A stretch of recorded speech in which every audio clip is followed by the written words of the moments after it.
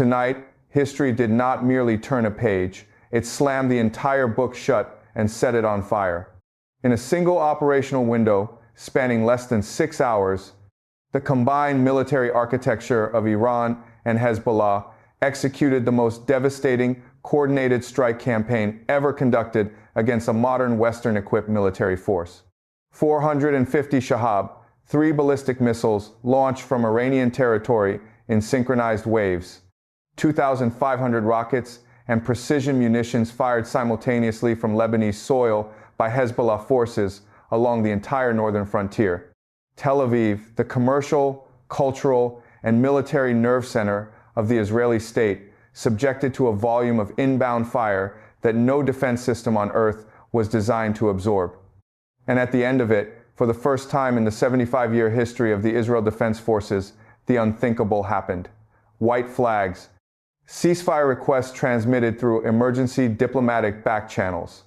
IDF command acknowledging, in the language that generals use when they have no remaining options, that continued organized resistance was no longer operationally viable across multiple simultaneous theaters.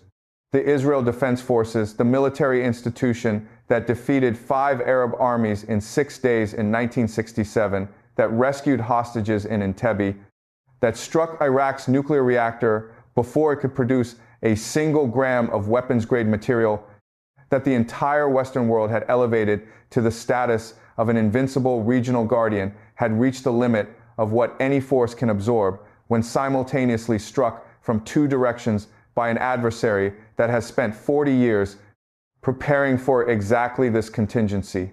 Washington received the news at 3:42 inches the morning Eastern Time. The president was woken by the National Security Advisor. The Situation Room filled within minutes. And from that room, as the scope of what had just happened became clear in real time, there emerged not a plan of action, but a stunned, institutional silence that lasted long enough to tell everyone present everything they needed to know about the options that remained. Tonight's analysis takes you inside every dimension of this event. We will reconstruct the strike sequence hour by hour, how Iran coordinated 450 Shahab, 3 launches across a compressed timeline, how Hezbollah activated its full 2,500 rocket salvo doctrine simultaneously, and how the combination produced a defensive overload that Israel's most sophisticated military technology simply could not process. We will examine what IDF surrender actually means in operational, political, and historical terms. We will assess what Washington can realistically do now, and why the honest answer to that question is far more constrained than any American official will say publicly. And we will map the new Middle East that is being born from the ruins of this night. The world changed last night. This analysis will tell you exactly how and exactly what it means for everything that comes next. If you have been following this channel through the escalating sequence of events that led to this night, you already understand that what we are witnessing is not a series of disconnected military incidents. It is the final act of a strategic campaign decades in the making. Subscribe now if you haven't already. Share this analysis with everyone who is serious about understanding what just happened. The comment section is open. Tell me where you think this goes from here. Phrase 1, the strike architecture, how 450 Shahab, 3S, and 2,500 rockets hit simultaneously. To understand how last night was possible, you need to understand the operational problem that Iran and Hezbollah solved and how long they spent solving it. The fundamental challenge of a coordinated multi-front strike against a defended adversary is synchronization. Launching 450 ballistic missiles from Iranian territory and 2,500 rockets from Lebanese positions against the same target set within the same operational window requires a level of command, control, and communications discipline that most military organizations in the world cannot achieve. The United States military can achieve it.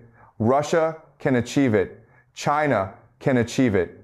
Until last night, the consensus in Western defense circles was that Iran and Hezbollah, operating under sanctions pressure and with degraded access to Western communications technology, could not achieve it at this scale. Last night proved that consensus wrong. in the most unambiguous possible way. The operation began its final activation sequence 72 hours before the first missile left its launch tube.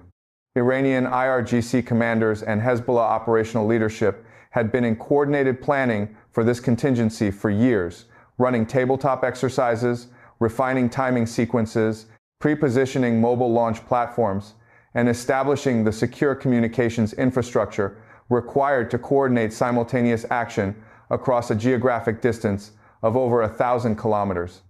The final activation was triggered by a predetermined threshold condition, a specific Israeli military action that both parties had agreed in advance would constitute the trigger point for full operational execution. When that threshold was crossed, the machinery that had been prepared across years of patient preparation began moving. On the Iranian side, 450 Shahab, 3 missiles, the backbone of Iran's medium-range ballistic arsenal, with a range sufficient to cover all of Israeli territory from launch positions in western Iran, were pre-positioned on mobile transporter erector launchers distributed across multiple provinces. The dispersal was deliberate. No single Israeli or American strike package, however large, could neutralize all 450 launchers simultaneously. The geographic distribution of the launch platforms meant that preemptive destruction of the arsenal before launch was operationally impossible. The Shahab 3 itself deserves careful examination because the Western tendency to dismiss it as an aging system fundamentally misunderstands what Iran has done with the platform across the past decade. The baseline Shahab 3, a liquid fuel ballistic missile derived from the North Korean Nodong design, was indeed a relatively crude instrument when first deployed in the early 2000s. But the system that Iran fields today, under the Shahab 3 designation, has been subjected to continuous modification and refinement that has transformed it into something substantially more capable than its origins suggest. The current Shahab 3 variant incorporates a separating reentry vehicle, a warhead section that detaches from the missile body in the terminal phase of flight, significantly complicating intercept geometry for defense systems that are tracking the larger missile body rather than the smaller warhead. The reentry vehicle itself has been fitted with maneuvering capability derived from lessons learned in Iran's precision missile development programs, limited but sufficient to complicate the intercept solution available to Iron Dome, David Sling, and Arrow batteries during the terminal phase. Most critically, Iran did not fire 450 Shahab 3 missiles sequentially. They fired them in coordinated salvos, groups of 15 to 20 missiles targeted against specific Israeli military installations, launched within 90-second windows from geographically distributed platforms, arriving at their target areas from multiple approach vectors within compressed time windows that overwhelmed the intercept assignment capacity of every battery in the coverage zone. The mathematics of intercept capacity is the key to understanding why the defense failed. Each Arrow 3 battery, Israel's highest tier system, designed specifically for ballistic missile defense, can engage a limited number of targets within a specific time window determined by its radar refresh rate, intercept missile flight time, and reload cycle.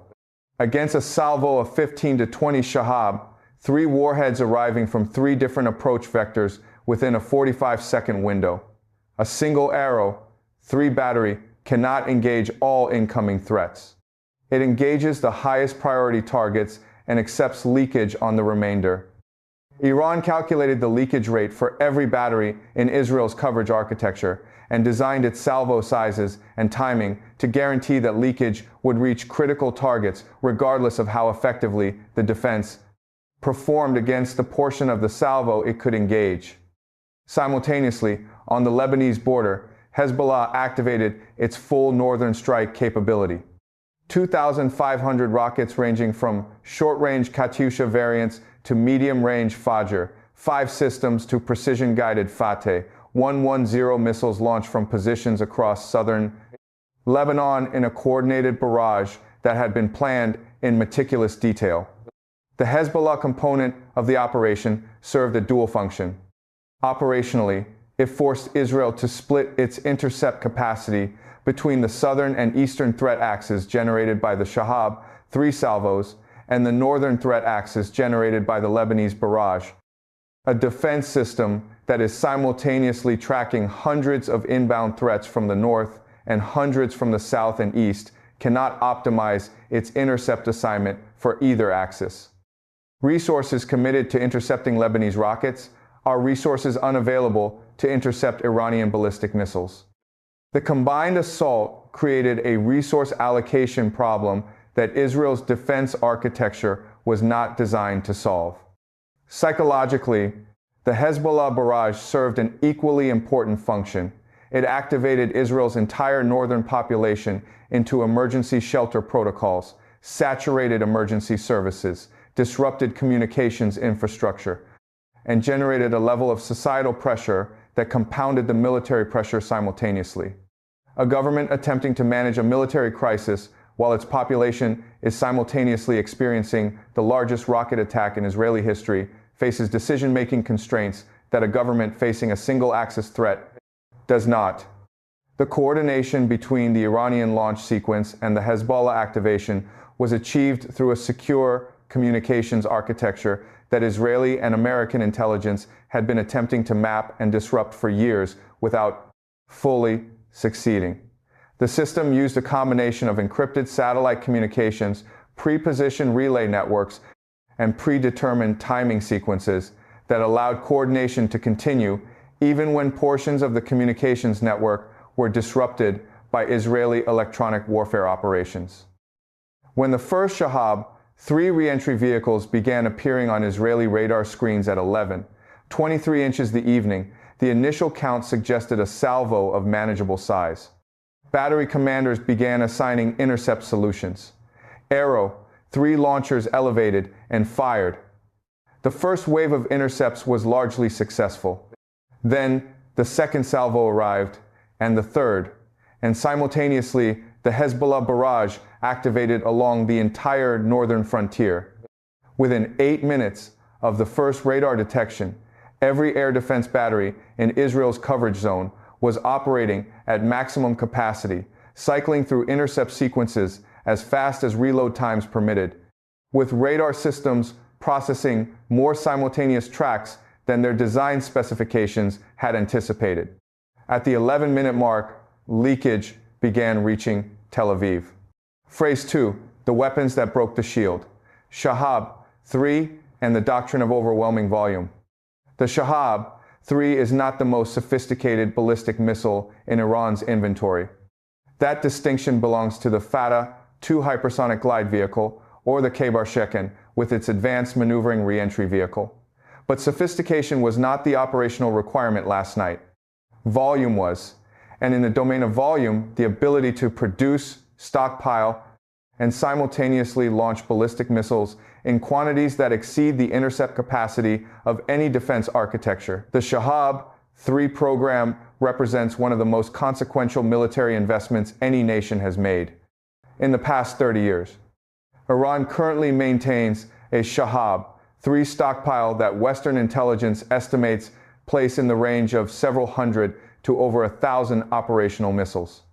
The production infrastructure that supports this stockpile, dispersed across multiple hardened underground manufacturing facilities that sanctions and covert operations have failed to destroy, continues producing new missiles at a rate that replenishes expenditure. Last night's 450 missile salvo did not exhaust Iran's Shahab-3 capability. It demonstrated a portion of it. The liquid fuel propulsion system that Western analysts frequently cite as a vulnerability requiring fueling time before launch that theoretically allows detection and preemptive strike has been substantially mitigated by Iran's pre-fueling protocols. Mobile launchers in Iran's current operational doctrine are maintained in a state that allows rapid launch preparation, with fueling procedures compressed to windows that reduce the preemptive strike opportunity to a degree that makes it operationally unreliable as a defense strategy. The warhead configuration of the Shahab-3 variants used last night deserves specific attention. Iran deployed a mixture of warhead types across the 450 missile salvo, a deliberate choice that compounded the defense challenge in ways that are not immediately obvious. Conventional high-explosive warheads, the baseline payload, were targeted against hardened military infrastructure, air defense battery positions, command and control nodes, communications infrastructure, fuel and munitions storage. These are targets where the Shahab-3's accuracy, while not matching Iran's most precise systems, is sufficient to achieve meaningful damage when multiple warheads are targeted against the same facility. Cluster munition warheads, designed to disperse submunitions across a wide area rather than concentrating explosive energy at a single point, were targeted against airfield surfaces, vehicle parks, and open storage areas. A cluster warhead detonating over an airfield does not destroy the runway in a single impact, but renders the entire surface area potentially hazardous, disrupting flight operations without requiring pinpoint accuracy. Electronic warfare warheads, a capability that Iran has been developing and that Western intelligence has tracked with increasing concern, were targeted against radar installations and communications hubs. These are not nuclear or radiological weapons. They are conventional warheads designed to generate electromagnetic pulse effects sufficient to damage or destroy unshielded electronics within a defined radius. Their deployment against Israeli radar installations last night contributed to the degradation of the early warning picture at exactly the moment when maximum radar clarity was most needed. The combination of warhead types across the salvo meant that Israeli defense battery commanders were not simply tracking inbound missiles. They were tracking inbound missiles carrying different payloads with different target priorities and making real-time intercept assignment decisions without complete information about which missiles were carrying which warhead. Types. A defense system optimizing its intercept assignments must prioritize the most dangerous threats. When threat characterization is incomplete, optimization is impossible. The Hezbollah rocket force that activated simultaneously brought its own distinct weapons characteristics to the engagement. The 2,500 rocket salvo was not a uniform barrage of identical weapons. It was a carefully composed mixture designed to exploit specific vulnerabilities in Iron Dome's operating parameters. Short-range Katyusha rockets, the cheapest and simplest weapons in Hezbollah's arsenal, were fired in the largest quantities and served primarily as interceptor consumers. Each Katyusha that Iron Dome engages costs Israel a Tamir interceptor worth $50,000. Each Katyusha costs Hezbollah approximately $300 to produce. The economic exchange ratio of this engagement across thousands of intercepts represents a financial hemorrhage that no defense budget can sustain indefinitely.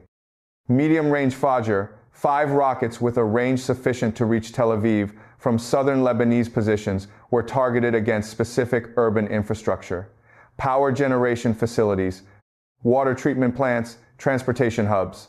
The Fajr 5 is not a precision weapon, but when fired in salvos of 10 to 15 against the same general target area, statistical probability ensures that some portion of the salvo reaches its intended effect zone.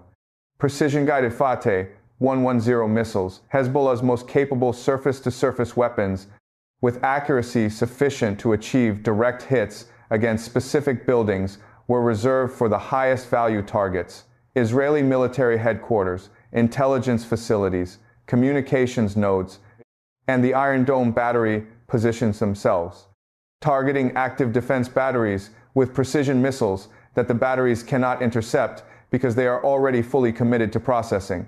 The broader barrage is a tactical concept of extraordinary elegance. The defense system is destroyed by the very act of defending its attention, consumed by the barrage, while the precision weapons that will kill it approach unimpeded.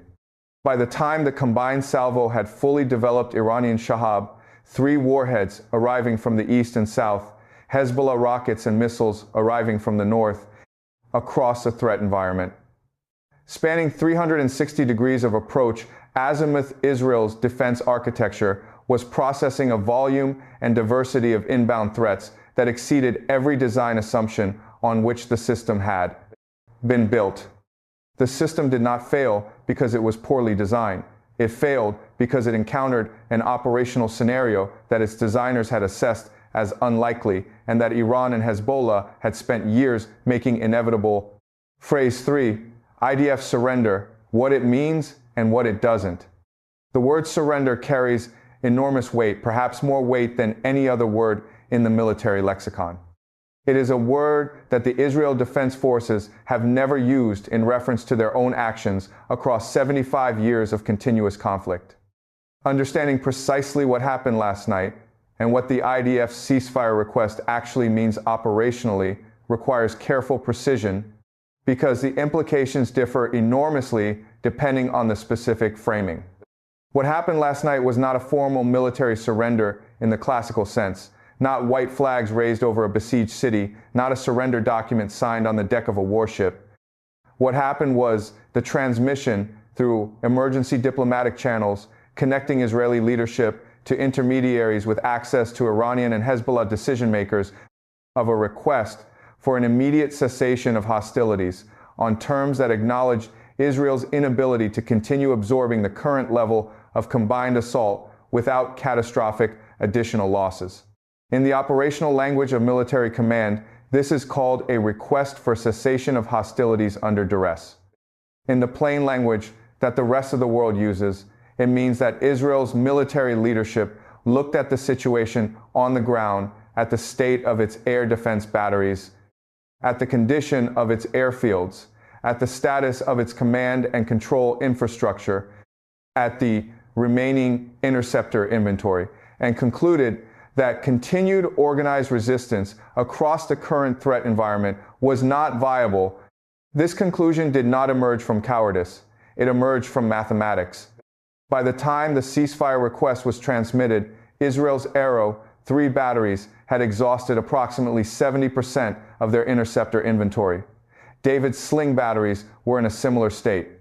Iron Dome batteries in the Tel Aviv metropolitan area had consumed their ready interceptor stocks and were in reload cycles that left coverage gaps of 4 to 8 minutes, gaps that, in a continuing barrage environment, would have allowed additional salvos to reach urban areas unimpeded. The IDF Air Force, already degraded by the FATH, 360 strikes against Nevatim and Ramon in the preceding days, had insufficient serviceable aircraft to generate the sortie rate required to conduct meaningful counter-battery operations against the distributed Hezbollah launch positions while simultaneously supporting ground forces on the northern border and maintaining any residual strike capability against Iranian territory. Ground forces on the northern border were engaged in direct contact with Hezbollah's Radwan force, the elite infantry units that had crossed into Israeli territory under the cover of the rocket barrage and were sustaining casualties at a rate that IDF command assessed as unsustainable if the engagement continued at the same intensity. The combined picture: depleted air defenses, degraded air force, engaged ground forces, and a continuing ballistic missile threat from Iran that showed no signs of exhaustion, presented Israeli leadership with a decision that had no favorable branch. Continue fighting and accept losses that would consume the remaining functional capacity of the IDF within hours, leaving the state genuinely defenseless. Or request a cessation and preserve whatever military capacity remained. Israeli leadership chose the second option. In purely military terms, this was the rational choice. In historical and psychological terms, it represents a rupture of enormous magnitude, the first acknowledgement in Israeli military history that a combination of adversary capabilities has exceeded the IDF's capacity to continue organized resistance. The political consequences within Israel are immediate and severe. The governing coalition collapsed within hours of the ceasefire request becoming public. Emergency sessions of the Knesset are being called under conditions of physical danger to the building itself. The domestic political reckoning that follows a military outcome of this magnitude will reshape Israeli politics for a generation. The strategic consequences extend outward from Israel in every direction simultaneously. Every adversary that Israel has deterred through its military reputation is now conducting a reassessment of that deterrence. Every ally that has based its regional security assumptions on Israeli military capability is doing the same. The deterrence architecture that Israel has built over 75 years, the architecture that has prevented full-scale war precisely because adversaries believed the cost of engaging Israel militarily was prohibitive, has been fundamentally disrupted in a single night. Deterrence, once broken, is not quickly rebuilt. It requires demonstrated capability and demonstrated in actual operational conditions, not in press releases or exercises. Israel's path back to credible deterrence is long, expensive, and dependent on variables that Israeli leadership does not fully control, including American willingness to accelerate resupply, international willingness to support Israeli rearmament, and the degree to which Iran and Hezbollah choose to allow the breathing room that rebuilding requires. None of those variables are favorable in the current moment. Phrase 4, Washington's nightmare, the options that don't exist. At 3:42 inches the morning, Washington time, when the National Security Advisor woke the president with the news that Israel had transmitted a ceasefire request, the immediate institutional response in the Situation Room was to reach for the standard toolkit of American strategic response: carrier strike groups, bomber deployments, diplomatic ultimatums backed by credible military threat. Within 90 minutes, the senior military and intelligence leadership assembled in that room had worked through every option in the toolkit and reached a conclusion that no one in the room wanted to state plainly, but that the assembled evidence made unavoidable. The standard toolkit does not apply cleanly to this situation. The carrier strike group option, deploying American naval aviation into the theater to provide Israel with the air power it has lost, runs directly into the problem that has been accumulating for weeks. Iran's anti-ship missile capability, demonstrated repeatedly across the preceding escalation cycle, has established a credible threat against American surface combatants operating within strike range of Iranian territory. The USS Abraham Lincoln and USS Theodore Roosevelt strike groups are currently operating at standoff distances that reflect a deliberate American assessment that the risk of operating closer to Iranian launch ranges is unacceptable given the current threat environment. Moving those carriers back into strike range would generate the air power required to support Israel, but it would do so by accepting a risk level that American Naval Command has explicitly assessed as too high. The question that carrier strike group commanders are asking their chain of command is not whether Iranian anti-ship missiles can hit American carriers. It is whether American point defense systems can reliably intercept them in saturation attack scenarios. The honest answer to that question, based on the operational data generated by last night's events, is not reliably enough. The strategic bomber option, deploying B-2 Spirit or B-52 aircraft from Diego Garcia or continental United States bases to conduct strikes against Iranian military infrastructure, is available in the narrow sense that the aircraft exist and the target coordinates are known.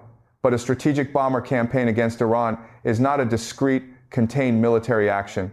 It is the opening move of a full regional war. Iran's response to American strategic strikes against its territory would not be limited to military counterstrikes against American bases in the region, though those strikes would certainly occur, and the vulnerability of American facilities at Al-Udeid, Al-Dhafra, and elsewhere to Iranian ballistic missiles has been demonstrated with sufficient clarity to make their survivability in a full exchange genuinely uncertain.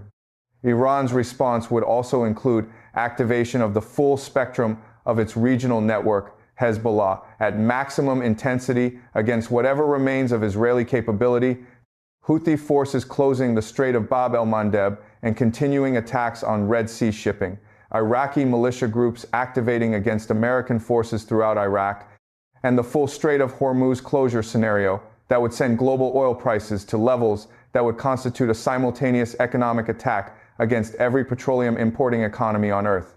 The economic warfare dimension of an American decision to escalate to strategic strikes against Iran is not a secondary consideration. it is potentially the most consequential dimension of the entire equation. A sustained Hormuz closure, even a partial one that raises shipping insurance costs to prohibitive levels, would generate oil price spikes that would cascade through every economy on Earth within weeks. The political consequences of a global oil shock, arriving simultaneously with the military and humanitarian crisis generated by the conflict itself, would constrain American freedom of action in ways that no administration can fully manage. The diplomatic option, pursuing a negotiated ceasefire through international intermediaries, is the path that Washington is currently prioritizing, because it is the only path that does not carry the escalation risks attached to the military options. But diplomatic options have their own constraints. Iran enters any negotiation from a position of demonstrated military superiority over the adversary it is just forced into a ceasefire request. The leverage that normally drives negotiated settlements, the adversary's desire to avoid further military punishment, is inverted in this situation. Iran has less incentive to make diplomatic concessions than at any previous point in the conflict, precisely because it has just demonstrated that continued military pressure is working. The terms that Iran is likely to demand, as the price of a durable ceasefire withdrawal of American military assets from the region, lifting of sanctions, recognition of Iranian regional influence, are terms that no American administration can accept publicly without a domestic political cost that would be existential for the administration accepting them. Washington is therefore caught between military options that carry unacceptable escalation risk and diplomatic options that require concessions that are politically impossible.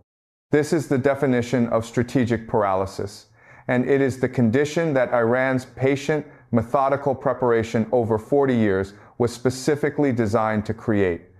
Phrase 5, the new Middle East: power, vacuum, and what comes next. Pull back from the immediate crisis and look at what last night means at the level of the regional and global system. Because the destruction of IDF operational capacity and the demonstration of American strategic paralysis are not simply military events.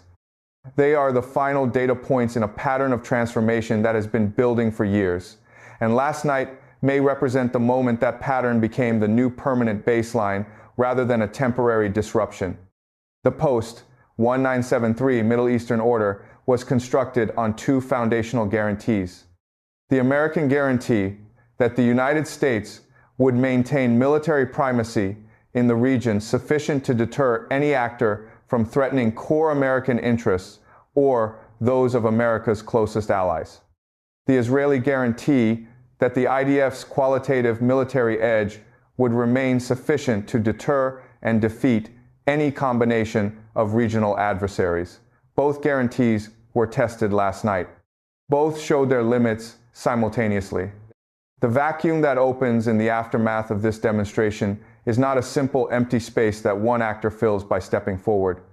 It is a complex, contested, and dangerous environment in which multiple actors, each with different interests, different capabilities, and different visions of the regional order, are simultaneously maneuvering for position. Iran enters the post-last night environment as the dominant regional military power in a way that it has never previously been. This is not merely a claim that Iran is making about itself, it is a demonstrated operational reality.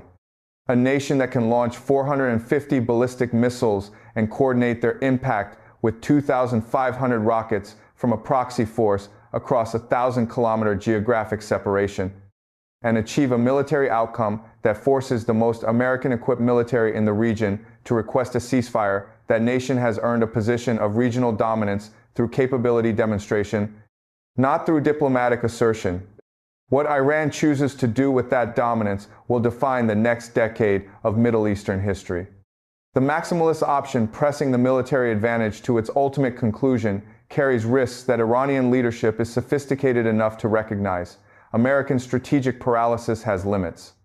A situation that appears to offer no good military options to Washington today might generate sufficient domestic political pressure to overcome institutional caution tomorrow.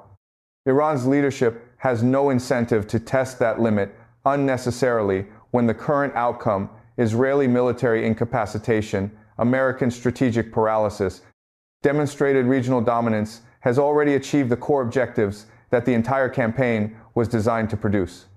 The more likely Iranian posture in the near term is one of controlled consolidation, accepting the ceasefire, allowing the humanitarian and diplomatic machinery to engage, and using the breathing room to lock in the strategic gains that last night produced through diplomatic and political means, rather than continued military action.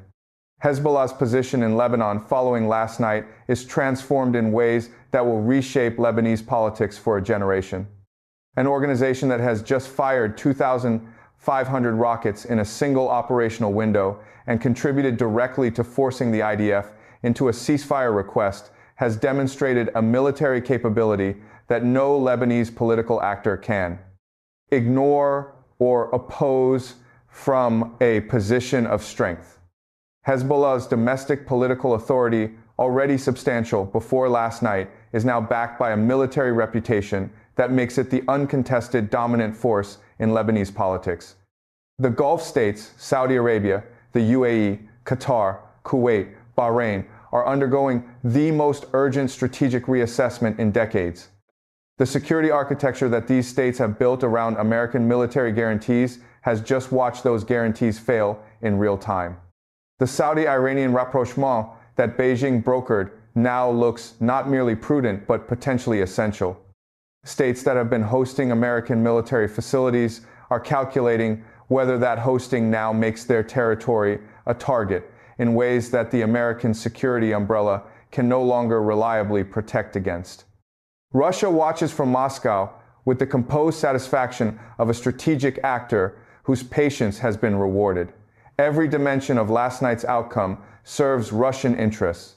American credibility in the region is damaged. Western attention and resources are consumed by a Middle Eastern crisis at precisely the moment when Russian strategic interests require maximum Western distraction. The precedent that a determined regional power with self-built military capability can successfully resist American pressure, a precedent that Russia has been attempting to establish through its own actions, has now been established by Iran in a context that is impossible to argue with. China's reaction is more forward-looking than Russia's, less about immediate strategic benefit and more about long-term positioning. Beijing sees last night's outcome as validation of a worldview it has been articulating for years, that American primacy is not permanent, that the unipolar moment is over, and that the emerging multipolar order offers space for nations, particularly developing nations, to exercise genuine strategic autonomy. China's role as the broker of the Saudi-Iranian rapprochement positions it perfectly to serve as a central actor in whatever diplomatic architecture emerges from the current crisis. The energy dimension of the post-last night environment deserves specific attention because it connects the regional military outcome directly to the global economic system. Iran, having demonstrated military dominance in the region, now holds greater leverage over the global energy architecture than at any previous point in its history. The Strait of Hormuz, through which approximately 20% of global oil supply transits, remains theoretically open, but every shipping company, every insurer, and every petroleum importer in the world is now pricing Iranian military capability into their risk calculations in a way they were not doing 48 hours ago. The new Middle East that is emerging from last night's events will not look like the old Middle East, with different actors in the dominant positions.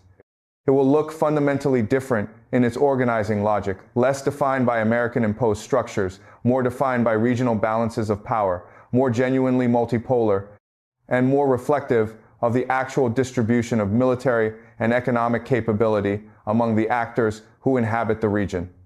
This is a Middle East where Iran's demonstrated military capability gives it a seat at every table that matters, where Hezbollah's political authority in Lebanon is unchallengeable, where Gulf states are diversifying their security relationships away from exclusive dependence on Washington, where Israel, if it survives the current crisis as a coherent state, must reckon with the reality that the era of uncontested military superiority is over, and that sustainable security requires accommodation with the regional environment rather than permanent confrontation with it. Last night was not the end of the Middle East. It was the end of a particular Middle East, the one that was constructed on the foundational assumption of American military primacy and Israeli military invincibility. Both assumptions failed simultaneously last night in the most public and operationally definitive way that assumptions can fail.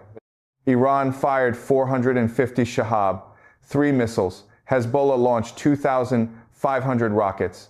Israel's defense architecture absorbed more than it was designed to absorb and requested a ceasefire. And Washington, with all of its carriers and bombers and satellites and intelligence networks, found itself holding a toolkit that did not contain a clean option. This is the world we now live in. It is more complex, more dangerous in the short term, and more genuinely multipolar than the world of 48 hours ago. The actors who understand this new reality most clearly and who adapt their strategies to it most rapidly will define what comes next. The question that defines the next chapter is not whether the old order can be restored. It cannot. The question is what the new order looks like and who shapes it. Iran has demonstrated that it intends to be a central shaping force. The response from Washington, from Jerusalem, from Riyadh and Abu Dhabi and Beijing and Moscow will determine whether that new order is built through continued conflict or through the hard, painful, and necessary work of negotiating a regional architecture that reflects the actual distribution of power rather than the remembered distribution of a world that no longer exists. What is your assessment? Does Israel rebuild and return to the table with restored deterrence, or has last night permanently altered the military balance in ways that cannot be reversed? Does Washington find a path through its strategic paralysis, or does last night mark the moment American primacy in the Middle East effectively ended? Leave your sharpest analysis in the comments. Share this video with everyone who needs to understand what just happened. Hit like, subscribe, and stay with US Command and Cent, where the analysis goes deeper than anywhere the mainstream media is willing to go. Until the next update, stay sharp, stay ahead, and never stop asking the questions that matter.